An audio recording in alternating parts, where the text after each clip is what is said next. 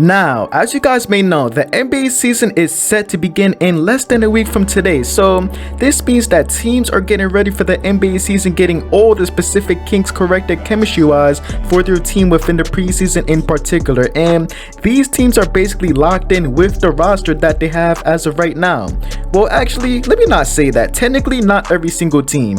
Now, more specifically, glancing at the Brooklyn Nets, this is a team who was expected to make a finals appearance last season, but was ultimately put in a hold due to injury purposes and Giannis's insane postseason performance. But this is a team who had some pretty underrated signings, needless to say, within the offseason, and they were once again expected to be the team to make it out of the East within the 2022 NBA season. But that was until the Nets discovered a situation that may severely impact their team within negative fashion, and that is the instance of Kyrie Irving most likely not being able to play for this entire season. Now, if you guys been sleeping under a rock for the past few weeks, basically the local market of New York City issued a vaccine mandate that the NBA must follow for players to become eligible to play basketball games against teams within this area. Now, these guidelines are also implemented within local markets such as San Francisco, and if an NBA player isn't vaccinated, they aren't going to be able to play games against teams like the Golden State Warriors, the Brooklyn Nets, and even the New York Knicks. So this circumstance may not seem as bad for most players in the league, since they will only be spending their time playing these teams only twice this season, or no more than 5 games this season. But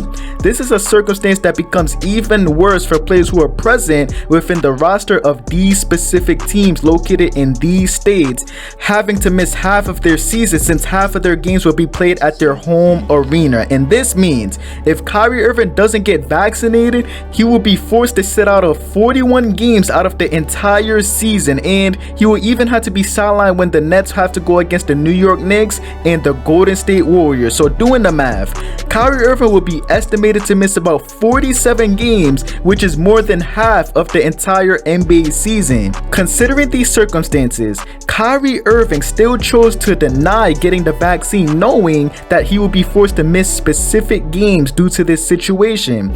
Now, this will eventually lead towards the Brooklyn Nets basically denying Kyrie Irving the right to be a part of the team in general until he gets vaccinated. They aren't dealing with the circumstance of Kyrie Irving being a part-time player for this organization, since they offered him a hefty contract in particular, and it's the matter of Kyrie Irving getting the vaccine to become a full-time player, or him not being able to play basketball for this team at all.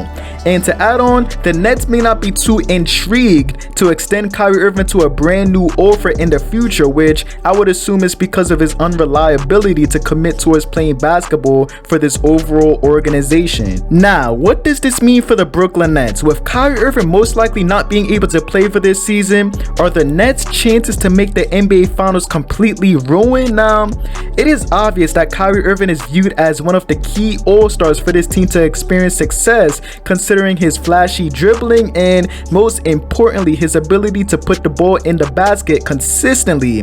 But even if Kyrie Irving doesn't play, I still would believe that the cons for him not playing will definitely be apparent, of course, but I feel like the Nets will be able to do a great job covering the gaps necessary, especially scoring-wise, even with Kyrie Irving being out of the picture.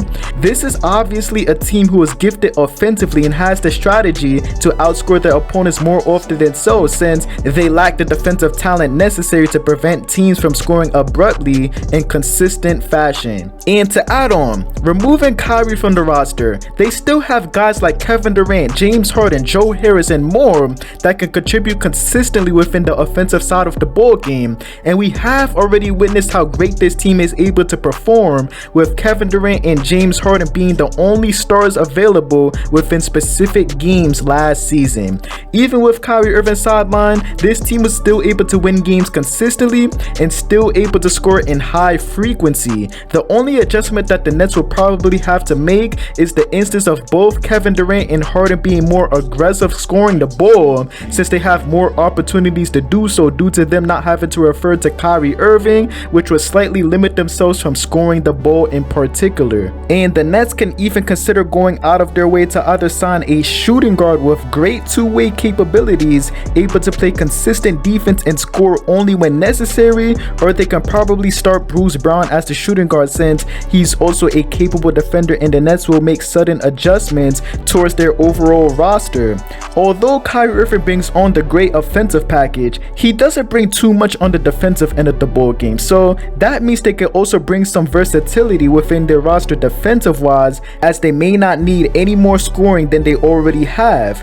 Overall, I feel like this is a win-win situation for the Brooklyn Nets squad in general. Now, you may be wondering, if Kyrie Irving is known to be a quote-unquote diva towards NBA teams, glancing at his history, which FYI, I really don't think he should be criticized all that much for him denying to take the vaccine, since it's his body at the end of the day. But anyways, NBA fans may feel like the Nets signing Kyrie Irving in the first place may have been a horrible decision. Well, I'm going to say that this is not the case at all. In fact, signing Kyrie Irving to their team was probably the best decision they've made in a very long time. Think about it. If Kyrie Irving doesn't go to the Brooklyn Nets, do you really think the Brooklyn Nets would have gotten Kevin Durant as well? Exactly. Dating back to the time both Kevin Durant and Kyrie Irving signed to the Brooklyn Nets, they had a plan to sign to this team together due to their cohesive friendship and compatibility with one another. So if the Nets chose to deny giving Kyrie Irving an offer, then more likely than so, Kevin Durant would have declined signing to the Nets in free agency during that specific time period, and they both would have probably signed to another NBA team to team up with one another. But other than that, that will conclude today's video. What do you guys think? Do you think with Kyrie Irving most likely being out of the picture for this Brooklyn Nets squad, do you agree with the fact that this team will still be serious title contenders, or do you really think Kyrie Irving's impact is too great for the Brooklyn Nets to miss out on? Let me know what you guys think in the comment section down below. Make sure you guys like this video and subscribe to the channel. I would greatly appreciate it. I'm out. Peace.